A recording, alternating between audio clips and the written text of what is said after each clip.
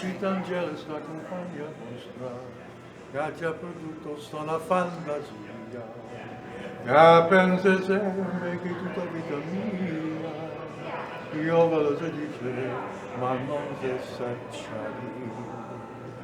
Voglio bene, sai. Now, to hear the rest of the song, you got to come to the park. Now, that poses my first question, as a matter of fact, because when I was researching you, I had no idea that you used to travel as a troubadour. Troubadour, as they call it. Now, tell the entire world what that means to be a troubadour, and more importantly, what made you want to do that? That's kind of risky. It was risky, and it's an interesting story. I think it's a very interesting. I had a calling. It was a calling to go travel around the world. I had just come back from Canada and I played there, and I wanted to see the world. And I told my family, I said, I'm going to go travel around the world. They said, travel around the world? What do you mean? You don't know anybody. You know. I had $200 in my pocket and a round trip ticket, and I flew to Luxembourg, and I spent the next 2.5 years traveling around the world as a troubadour, going from country to country to country. And I kept making money as I went along, and I spent 2.5 years doing it. Oh my gosh! It was probably the best experience that I've ever had. So that poses another interesting question, because you do music so lovely. What would make you want to be an actor? Why wouldn't you be a musician full time? I think I was always an actor, but I started as a singer. Very, very good answer that. I know that you're originally from the Bronx, and I know that you don't live there any longer. So Atlantic City, I think, is a combination mix between New York and Jersey. So is this your first time here? No, actually in 1964, I came out here to sing at the 500 Club in Atlantic City, which was fun. It was great. Sure. Yeah. It was quite an experience. Oh, I imagine Yeah. Definitely. And when you were here versus how you are now is a little bit different. You've had a few accomplishments in your life, obviously. Yeah. I want to start off with the most basic thing. I know you used to study method acting, and I don't meet a lot of method actors. Tell everybody what, in essence for you, what draws you to method acting, because there's all different types, but why this? I just wanted to keep learning, and it just happened for me to get involved with the people that were teaching the method at the actor studio. Yeah. And what is the method? The method is, I think you find your own technique, after you do it for so many years. You find what works and what doesn't work, and to me that's the method. The method is like using different tools to what? To illuminate what's on the page. Sure. I was when I first came to Los Angeles, I ran into Fred Astaire at the Beverly Hills Post Office, and he was getting out of his car. This was in 1974, and I said, Fred, tell me something. I said, all these years, what's the secret to acting? And he said, it's so long ago. He said, I forgot. And then he said, just be yourself. So that's what you're doing, in every situation, you're yourself in the situation. And I think the circumstances kind of create the character. Sure. Yeah.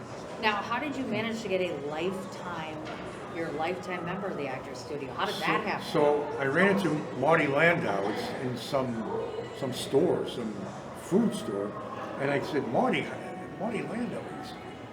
I said, I'm an actor. He says, you're an actor? He says, I invite you to the Actors Studio. He says, come to the Actors Studio. And so Marty was my mentor, and he brought me to the studio, and I've been there ever since, and that's how I became a lifetime member. Oh my gosh. I had to audition a couple of times, and it didn't hurt that Marty was the guy who brought me in. Oh my gosh. Now I have to ask this question for my son. My son is an avid, ongoing chess player, and I know that you are as well. So here's my question to you. Yeah, go ahead. We were in New York City, and I know that they play outside all over the place all the time. So I know that my son is constantly trying to up his game. So how do you become a master chess player? You keep playing, You keep playing, and look, a lot of guys study it. Sure. I never studied it, I just played it, and you play with people better than yourself. And again, you learn what works and what doesn't work. Oh, absolutely. Yeah. Now, I have to ask about Donnie Brasco because, of Yeah. course, part of the reason you're here is the Sopranos con. So, when you play a bad guy, I've noticed that a lot of people who meet actors who play a lot of bad guys, the natural inclination is to think you're a bad guy, which you're not. You're charming and you're lovely, etc. But what draws you? What draws the nice guy to be the bad guy? It's a good question. It just came to me. I started working out here, and they just kept casting me in these bad guy roles. And I think it's just something that I can do. I mean, it's part of who I am. I don't know why. I've got you. There's a dark side and a light side. So, someone I love once said to me that there is a killer inside of all of us. Do you think I that's believe true? that. Oh, I believe that you took the words right out of my mouth. When they ask me, I say, look, I claim it all. sure. I claim it all. So I just find that within myself that, and express that in the role, in the words that they're giving me. Oh, you betcha. Yeah. And of course, the movie itself is iconic, but not only that, there's a lot of iconic actors in that movie. So, I mean, what was that experience like? Because, I'd be frightened. I wouldn't be able to leave my trailer. I mean, there's so many names on that set alongside yourself. How did you handle that sort of environment? Well, the interesting thing is that I grew up with Pacino in the Southeast Bronx. So, I played stickball with Al.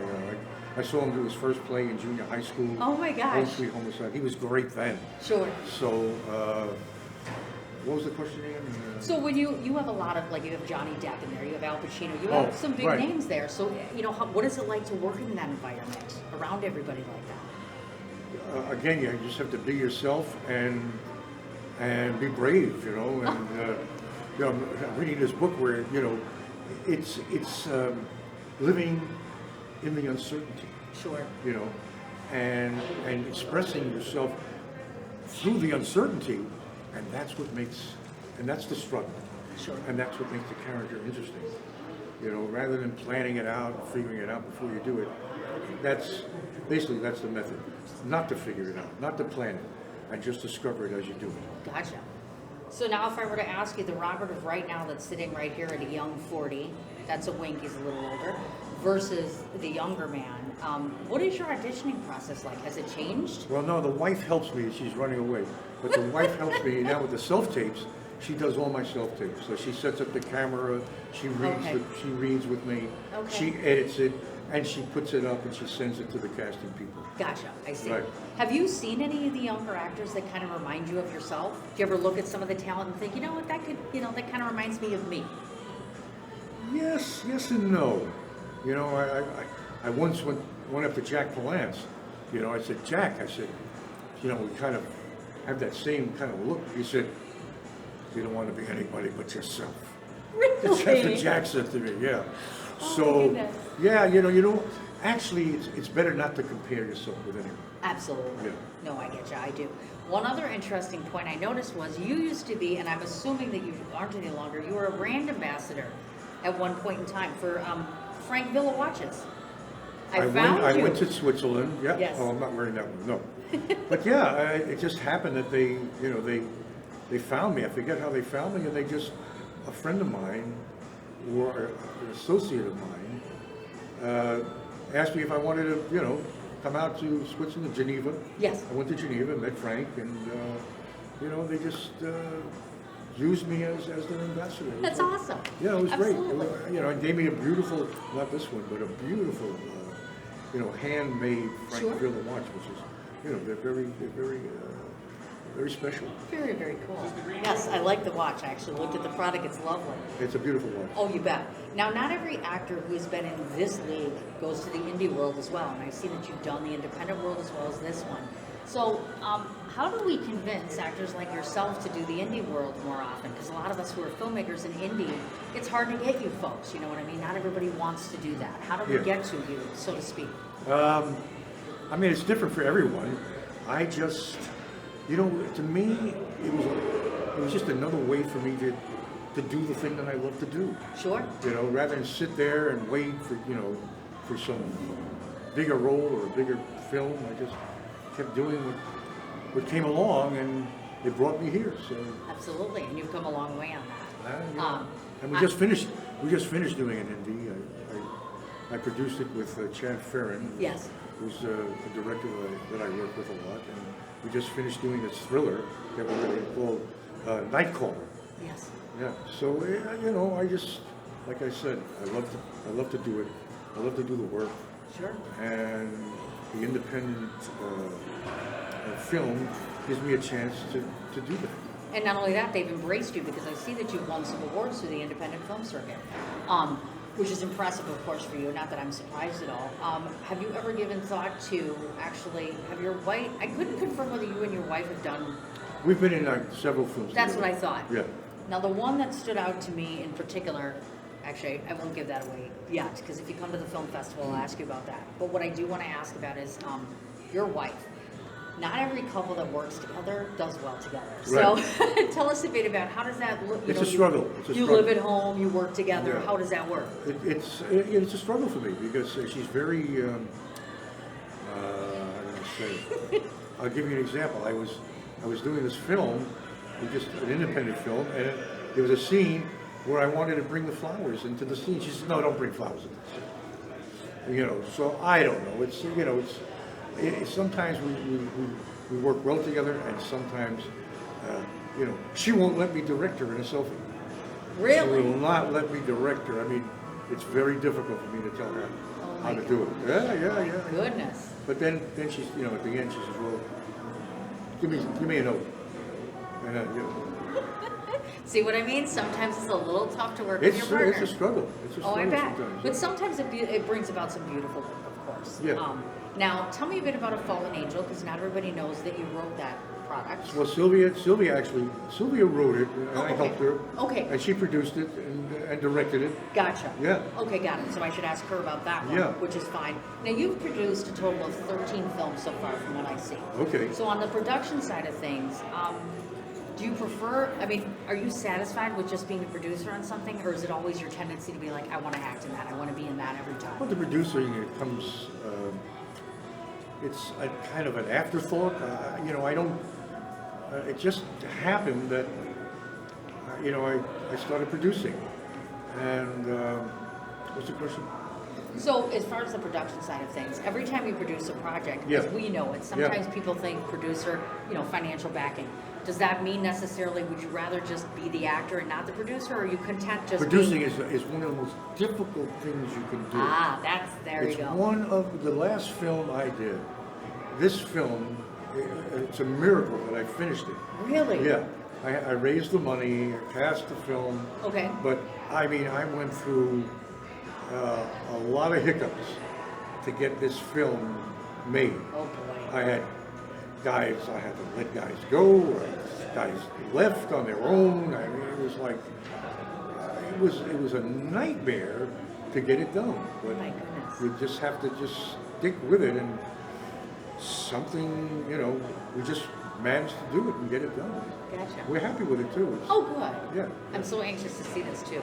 And it also surprised me, you did soap opera work, 2 different soap operas, Young and the Restless and General Hospital, my favorite. So I get a call to come in and meet the producer for General Hospital, and I'm sitting in her office. I'm waiting for her over an hour to show up.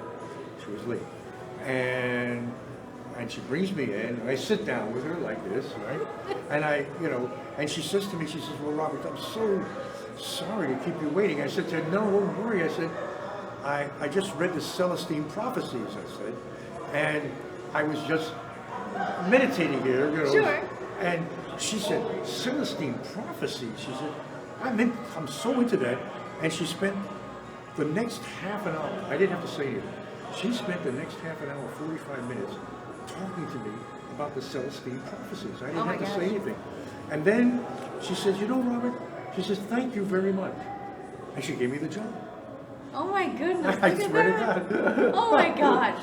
You know, as an actor playing those roles, the note for all these young actors is to believe your threats. And here's the wife.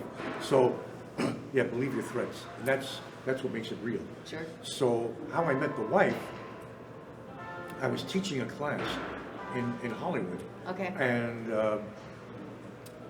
it's the end of the class. No, it's the beginning of the class, and it's all the seats are occupied. And my wife, or my future wife, Yeah. she walks into the room, and I had no place to put her. Sure. There was a conference table, and I sat her on the conference table. And then I taught the class, but I taught the whole class to her. Oh. And then the next week, again, the same thing happened. She came in late because she couldn't get there. She was working, whatever. And again, I taught the whole class to her. Okay. And then I said to her, and then everybody had gone, Yes. and she's putting away the chairs. Huh.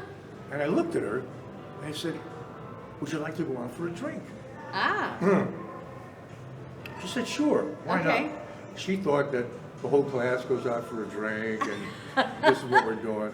And I couldn't figure out where to take her in that neighborhood. Sure. And then I said, oh, I know where I can go. And we went downstairs. I said, get in your car and follow me. Sure. We drove around, parked our cars. She got out of the car, and when she looked up, the sign said, Crazy Girls. So that was our first date. Oh my gosh. And how long have you been with Sylvia? 16 years. Oh my goodness gracious. 17 years. We lose count. Oh really? So why'd you marry the girl? Well, I'm going to tell you a funny story. It was I fell in love with her, that's why. But so we're in, what's the, I'm telling you how, oh yeah. So I'm in New York, it's 1972. Yes. And I had just come back from traveling around the world, and I go to this nightclub, and there's this woman sitting in the foyer with a turban on, and she's doing a tarot reading, right? And as I walk in, she looks up, she sees me, and she says, come here. So I walk over to her, and she says, look, she says, when you walked in, she says, I got a very, very strong impression. She said, I'm going to tell you two things, she said. She says, one, she said, don't get on a motorcycle. I said, that's easy. I don't like motorcycles. Okay. And the next thing she said was, the woman you're looking for is not in this world. She hadn't been born yet. It was 1972, and she was born in 1970. I can't say. We'll just leave that one right there. But she said, the woman you're looking for is not in this world. I mean, that was incredible. Yes, I tell my partner all about talking to people with predictions and psychic, and he doesn't believe in any of that. And I think there's a lot of truth to it. I believe in that. See? Exactly. I do. I mean, come on. And you went on to do legendary things. I mean, look at this. Fantasy Island, Streets of San Francisco, Knots Landing is one of my personal favorites. I can't even... Did I do Knots Landing? Yes, you did. It's on your IMDb because I researched it. All right, no, I think I did now. Frasier, Criminal Minds. Yeah. I mean, it's just one after another after another. So I always like to ask this question because not everyone gets to be an actor. So for you, tell us a bit about set life on TV versus set life in a film and which you prefer. You know, set life on TV, set life on film, I do the same work. Okay. I put the same amount of energy, I have the same amount of passion Sure. for every role, no matter if it's like Fast and the Furious must be a $120 million movie. I'm putting the same kind of passion into that movie that I put into the film that we shot for $50,000. Gotcha. So it's it's just loving the world. Do you like being on the TV set, or would you rather just do movie after movie after movie? I like doing the work, so whatever. I whatever. can't say, look, film is very special. I love film, yeah. Oh, you betcha. I do. Do you want to get away from being the bad guy? I don't always play the bad guy. I've played I know Daniel in the lion, what was it? What was it? The book, what was it? I forget the title. Oh, the Book of Daniel. Yes. Where I played Daniel. Yes. So I mean, I couldn't get any more spiritual than that. Oh, absolutely. Also, the music thing. Would that become a bigger part of your life now at this point? Would you perform in person, like in I public? may sing tonight. Well, I mean, in public, like an event, like where somebody could watch a movie of yours, and then you Oh, I've perform for done them. a lot of movies where I've sung in the movies. Oh, sure. Yeah, I sang in the last one. Which one? The name I did. Musical. Oh, yes. Yeah, I've done musicals. Yes. Yeah. On Broadway. Oh, that yes. wasn't a musical. The Broadway show. It was about Marilyn Monroe, and I played Clark Gable and Oh my gosh. Yeah. We did it at the Golden Theater. Oh, nice. Yeah, it was exciting to be on Broadway, you know. Right? Oh, there was one of the most exciting, you know, and you know, so the most exciting part about it was the 2 weeks up to the show. Sure.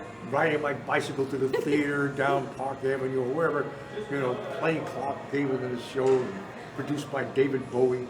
Ah, nice. So it opened at the Golden Theater, and then the reviews came out that night, and they closed the show the very next day. So I had one night on Broadway. Oh my gosh. I know, it's amazing. That That sounds was breathtaking. fun. It was great. Oh, I bet. Why don't you go back to Broadway now? I would. That's what I'm saying. I would. I would love to do something on Broadway. That would be lovely. Yeah, it'd be exciting. You know. Exactly. Yeah, I just put it out there in the universe. Maybe somebody now it's gonna happen. is going to call me and say, "Hey, Robert, we want you to do this show on Broadway." Somebody's going to see You know, this. Guys and and they're gonna be Dolls. like, absolutely. I Guys might and be a little Dolls would too be old for lovely. Guys and Dolls. We were actually having a discussion about this the other day. Do you think there will be a resurgence of, like, we filmed together a TV series in black and white because we have an affinity for the honeymooners and all the old school things. Do you think there'll be a resurgence where people want more of the old days of Hollywood? Do you think that'll ever happen? I think it happens now. I think Really? it's always happening. History repeats itself. Oh, of course. You know, it's something. Hey, look. I mean, to do Casablanca, I don't know if you could do that again. And you know something? Bogey was an avid chess player. Really? He loved to play I chess. did not know that. Yeah. Look at and this. Madonna's a master. She's considered a master chess player. I never played Madonna. Well, But I before- did a music video. I did the O Father music video with Madonna, and David Finch Okay. was the director. Nice. Yeah, it Very was nice. Yeah. So I guess I should ask you, I'm guessing most of your friends, you've met those friends in that room today. Yeah. Is there anybody you met for the first time that you were so excited to meet? Like, was anyone here you didn't know personally on the autograph row? I think I'm excited to meet all of them. You know, again, you know, in a certain way. Oh, sure. Yeah, you know, because they're legends themselves. You know, Right. they really are. They're so special. Each and like Paul Sorvino. I met Paul Sorvino in New York in 1972 when I was a boy Sure. a boy singer, You and bet. I met Paul there. He was a friend of my manager's, and to see Paul here today, you know, we actually did a film called what was the name of it? Winter Rose, Yes. where I produced the film, and I had the pleasure of inviting Paul in to play a role. in the Oh, movie. lovely. And he was so gracious to do it. See? You know, and Paul is such a consummate, one of the best actors. I mean, such a fine, what a talented man. Sure. And then to hear him sing opera, you don't have to ask him twice. Sure. It's amazing to me. It seems like all of you folks can sing. We heard Dominic last night, Yeah, we- Paul, yourself. It's Italian. I mean, you know. it has to be an Italian thing. I'm like, my gosh. Just say I loved her. See? I loved her from the start. And tell her that I'm yearning to say what's in my heart. Oh, look at this. Just say I need her like roses need the rain. It's good acoustics. And It is. tell her that I da-di-da-da-da-da. E la passione che forse è la catena che mi tormenta l'anima e non mi fa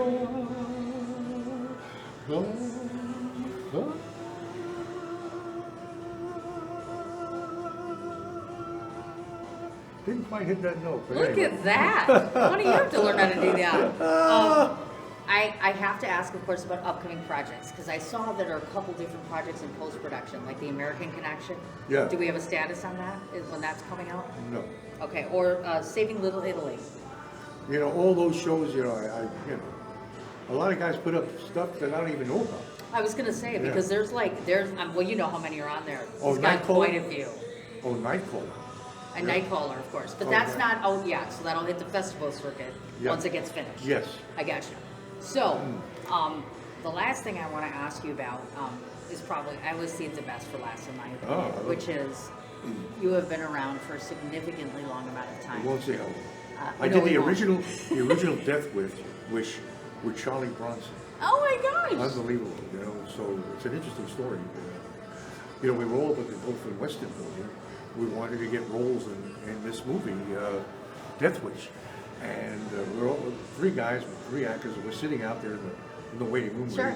and all of a sudden we hear somebody screaming, "Help! Help!" And we see Michael Winner running out of the office into another office, and there's an actor coming after him with a knife. I mean, it was unbelievable. The three of us jumped off the chairs, Sure. ran into the other room, took the knife away from the actor, got him out of the room, and then Michael came out and he said, "Oh, thank you, thank you," and he gave us all roles in the movie. Oh my gosh, look at that. So I want to ask you this last question Yeah. because a man of your age who's been around this long, in case you don't know this, I speak for millions when I say that your contribution to your own community is far more than I could cover in 20 or 30 minutes. So first off, thank you for what you do for Thank all you. of us. Everything that you've done, all of your roles in some way or the other has either helped us feel something or feel through something, etc. I know that tonight in the wee hours when we watch your movie and finish it, the one you sent Okay. me, it's a good deterrent for us since we're going through such a hard time. So we appreciate the work that you do. And the most important question I have for you is, do you have any idea of the difference you've made in your own community? Not just your fans and followers, but by your peers who have good things to say about you as well. I don't know how it affects people. I mean, it's. Or a better question really would be, Yeah. how do you want people to remember you as a person? What you Not- said was very pertinent. And I'm reading his book with it. Who wrote the David? Who's the guy that read the? It's a great director. Anyway, say what's the question again?